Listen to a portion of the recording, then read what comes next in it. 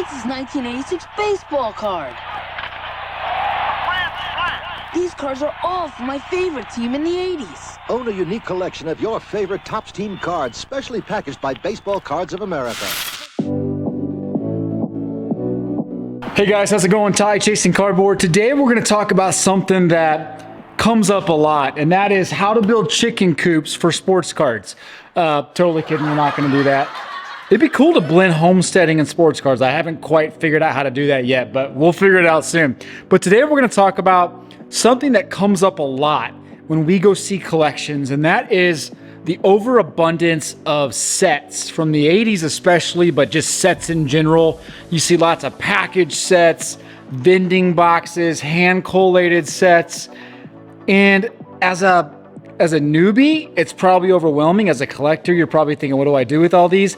And as someone who buys a lot of these collections, you have to step back and just process it and understand the numbers. And I'm going to break down today the top 10 1980s top sets across all sports so that you know which ones are worth your time, maybe which ones you should take the cards out and maybe grade some rookies and some top cards, or which ones you should just sell complete sets of. So there's some value in those sets, and I want you to have the opportunity and the knowledge to make good decisions with the overabundance of 80s Topps sets. All right, before we do that though, I've got a question for you.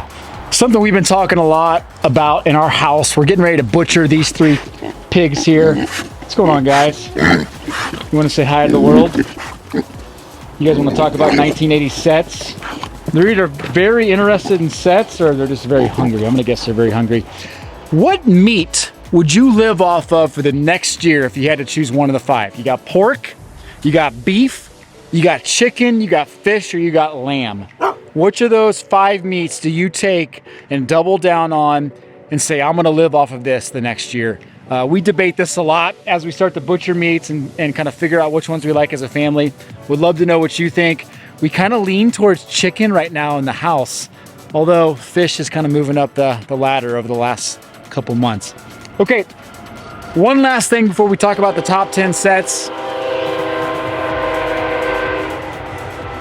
Trains, man.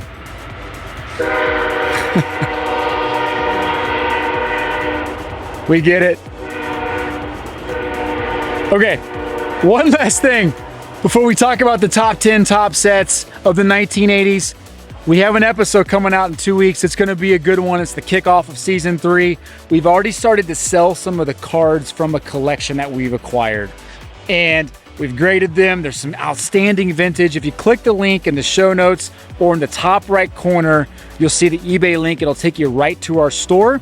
You can even go into one of our categories called Chasing Cardboard. Basically, all the cards from those that I have listed there are from Chasing Cardboard, but from that one in particular, click the Chasing Cardboard store category, and you'll see all these great cards coming up in an upcoming episode.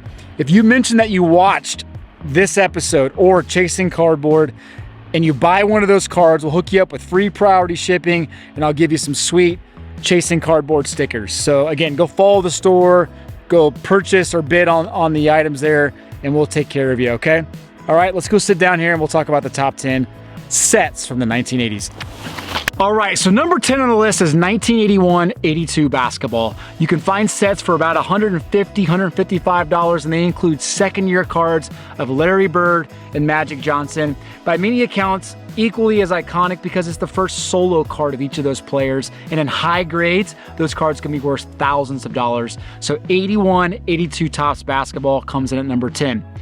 Number 9 on the list is 1982 Topps football. A very important release because it's the first release since 1969, so 13-year gap, where Topps didn't have the rights to use logos on helmets, and so they had to airbrush those on cards. And you got different action photos, a different type of look in 82 because of that. And you also had Lawrence Taylor rookie, and you had Joe Montana's second year. So for about $165, you can go snag a 1982 Topps football set. 1981 Topps football comes in at number 8.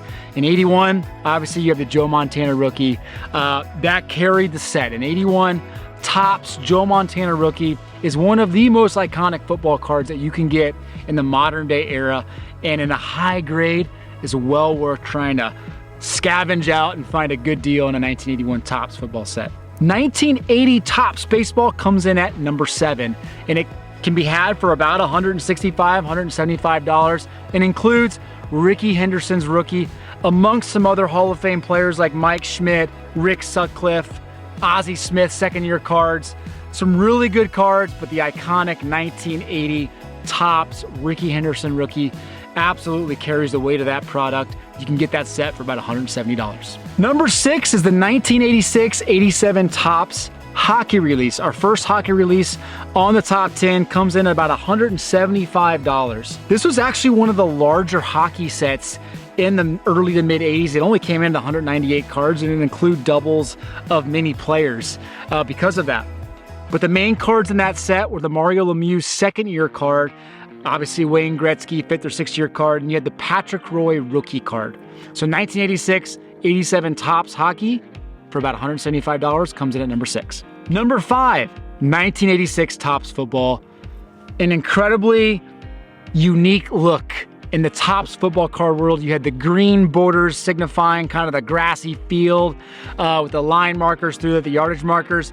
Jerry Rice's rookie stands out amongst almost any football card as being recognizable by anybody. 1986 Topps football, you can find a set for anywhere between $175 and $185, so about $180. This checklist also includes first-year cards of Steve Young and Reggie White, not necessarily their rookies because they had USFL cards the year before, but their first NFL cards came in 1986 Topps football. Again, numbers 5 on the list, you can grab a set for about $180. Number 4 on the list is 1985-86 Topps hockey. It's our first set that crosses the $200 mark, and it's an extremely simplified design. It's a smaller set of about 165 cards that was carried by Mario Lemieux. Mario Lemieux's rookies in that set. You also have Wayne Gretzky in there, but Mario Lemieux makes that set very valuable in the mid-80s. Get that set for about $200. Number 3 is 1982 Topps Traded Baseball. You can get that set for about $275, and it's carried by one very important card, and that is the Cal Ripken rookie card. Now, he had a card in the 1982 Topps base set, but it was a Future Stars card that was not solo.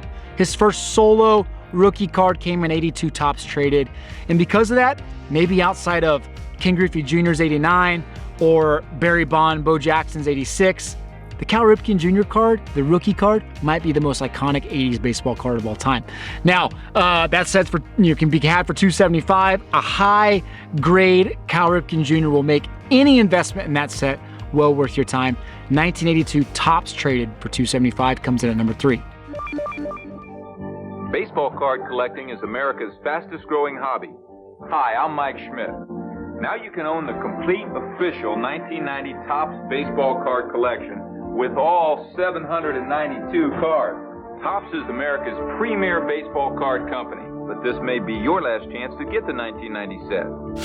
Hey guys, what's going on? So real quick, I want to tell you about something that is revolutionizing the way we look at penny sleeves. I know penny sleeves, you're thinking, really, can you do anything to revolutionize these? You can. Smooth Sleeves reached out to us about 2 months ago and says, you gotta try these sleeves, and we kind of just rolled our eyes. Well, we're not rolling our eyes anymore because they've done something with sleeves that we didn't think was possible.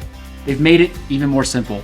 And they put a backing behind these bad boys so that you can easily slip cards in, never worry about damaging your corners or your edges, and you have a nice, easy tab to pull this out of a 3,200 count box. Best part is, you get 20% off. All you have to do is click the link in the top right corner or in the show notes, or use the code Chasing Cardboard at checkout. 20% off any order you place on Smooth Sleeves site. Enjoy. See ya. Number 2 on the list is 1980-81 Topps Hockey. Now, this is a very unique set because it obviously had second-year cards of Gretzky. It also had Ray Bourque's rookie card, which was extremely important. But this was Topps' first and one of their only years of providing scratch-off cards on a base flagship release. On the hockey cards themselves, you had the ability of scratching off the card to see position/player, and depending on if that card is scratched off or not, was going to basically dictate the value of that card in modern day prices. An unscratched version and a good condition card makes that card exponentially more valuable than a scratch version.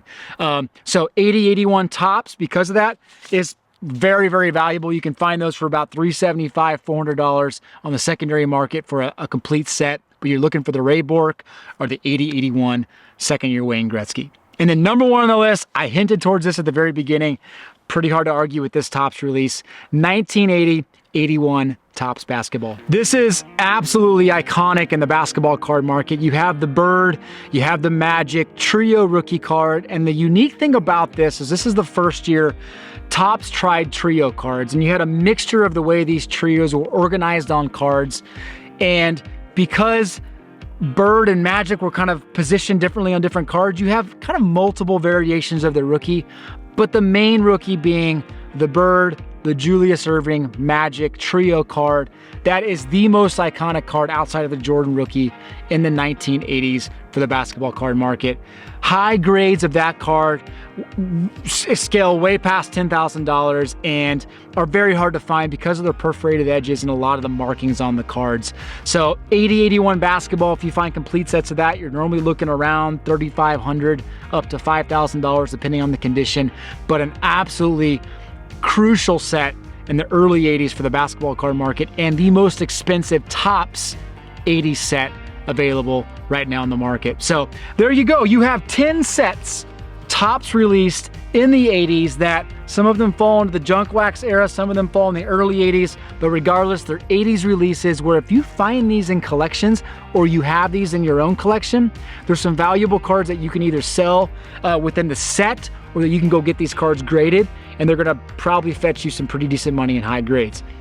Don't underestimate what you can find in 1980 sets. There's some good value there. Hope that helps. Let me know in the comments below what you think. See ya.